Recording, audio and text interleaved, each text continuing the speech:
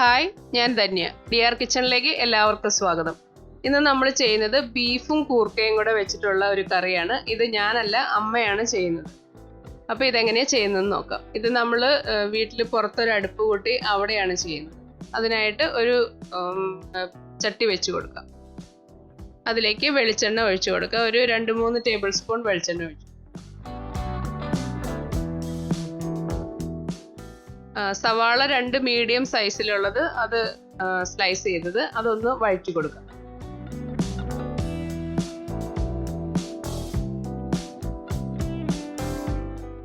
സവാള ചെറുതായി ഒന്ന് വഴന്നു വന്നു കഴിയുമ്പോൾ അതിലേക്ക് നമുക്ക് ഇഞ്ചിയും വെളുത്തുള്ളിയും ചേർത്ത് കൊടുക്കാം.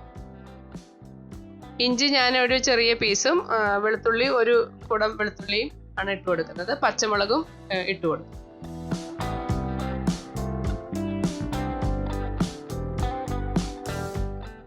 അതിലേക്ക് കറിവേപ്പില ചേർത്ത് കൊടുക്കും.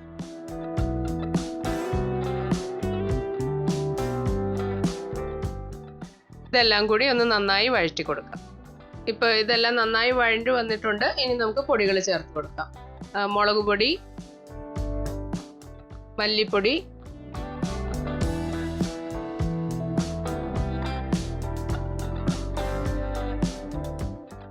മഞ്ഞൾപ്പൊടി, ഗരം മസാല,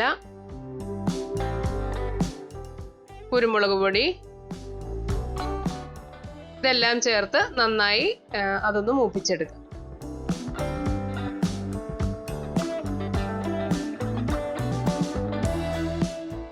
ഇപ്പോൾ പൊടികളെല്ലാം നന്നായി മൂത്ത് വന്നിട്ടുണ്ട്. ഇനി അതിലേക്ക് ഒരു 2 ടേബിൾ സ്പൂൺ വെള്ളം ഒഴിച്ച്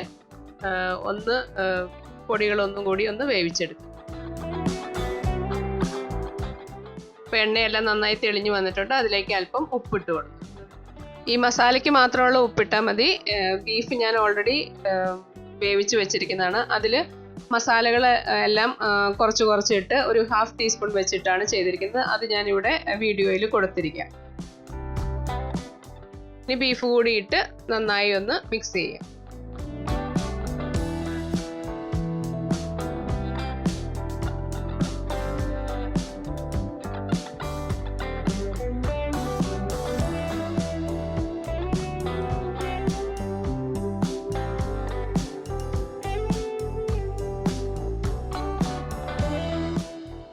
ബീഫ് ഒന്ന് നന്നായി മിക്സ് ചെയ്തിട്ടുണ്ട്. ഇനി ഇതിലേക്ക് നമുക്ക് കൂർക്ക ഇട്ട് കൊടുക്കാം. ഞാനിവിടെ ഒരു 1/4 കിലോ കൂർക്കയാണ് എടുത്തിരിക്കുന്നത്. അത് കുറച്ച് വലിയ കഷ്ണങ്ങളാക്കിയാണ് നുറുക്കിയിരിക്കുന്നത്. ബീഫിൻ്റെ കൂടെ വെക്കുമ്പോൾ ഈ രീതിയിലുള്ള കഷ്ണങ്ങളാണ് കുറച്ചുകൂടി നല്ലത്.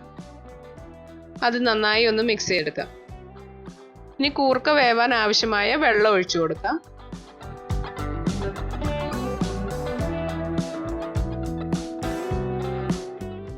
ഇനി നന്നായി ഒന്നുകൂടി മിക്സ് ചെയ്ത് നമുക്ക് അടച്ചു വെച്ച് കൂർക്ക വെന്ത് വരുന്നത് വരെ നമുക്ക് അടച്ചു വെച്ച് വേവിക്കാം. ഇടയ്ക്കൊന്ന് ഇളക്കി കൊടുക്കാൻ മറക്കണ്ട.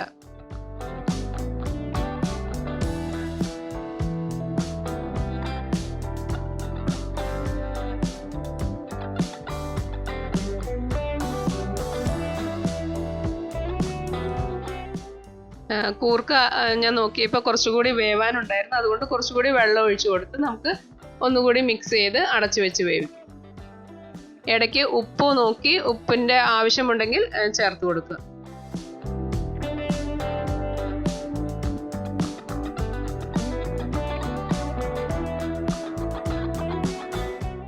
ഇപ്പോൾ കൂർക്കയെല്ലാം നന്നായി വെന്ത് വന്നിട്ടുണ്ട്. നമ്മുടെ ബീഫും കൂർക്കയും റെഡി ആയിട്ടുണ്ട്. ഞങ്ങളുടെ അമ്മ ഉണ്ടാക്കിയ വളരെ ടേസ്റ്റിയായ കറിയാണിത്. നിങ്ങൾക്ക് ഈ വീഡിയോ ഇഷ്ടമാവുകയാണെങ്കിൽ ലൈക്ക് ചെയ്യുകയും ഷെയർ ചെയ്യുകയും നിങ്ങളുടെ ഫീഡ്ബാക്ക് കമൻറ്റിലൂടെ അറിയിക്കുകയും ചെയ്യുക. ചാനൽ ഇഷ്ടമായെങ്കിൽ സബ്സ്ക്രൈബ് ചെയ്യുക. Thank you. അടുത്ത വീഡിയോയിലൂടെ വീണ്ടും കാണാം.